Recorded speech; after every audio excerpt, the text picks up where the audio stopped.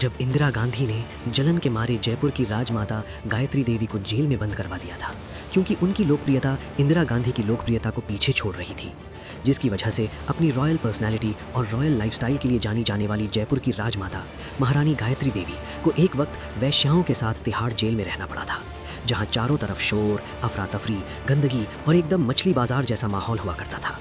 जुलाई 1975 की बात है, जब देश में आपातकाल लागू था। लोगों के अधिकार लगभग खत्म कर दिए गए थे, मीडिया पर सख्त कंट्रोल था और बिना ट्रायल के गिरफ्तारियां हो रही थीं। इसी माहौल में महारानी गायत्री देवी को भी गिरफ्तार किया गया और सीधे तिहाड़ जेल भेज दिया गया। लेकिन ये सिर्फ एक गिरफ्तारी नहीं थी, इसके पीछे राजनीति भी थी और एक पुरानी व्यक्तिगत टकराव की कहानी भी। एक समय पर गायत्री देवी और इंदिरा गांधी ने शांति निकेतन में साथ पढ़ाई की थी। आगे चलकर एक बनी भारत की प्रधानमंत्री और दूसरी बनी देश की सबसे प्रभावशाली विपक्षी आवाज़ों में से एक। गायत्री देवी सिर्फ एक राजघराने की महिला नहीं थी। 1962 के लोकसभा चुनाव में उन्होंने कांग्रेस उम्मीदवार को 1,75,000 से ज़्यादा वोटों से हराया था और ये जीत Guinness book of world record में दर्ज भी हुई।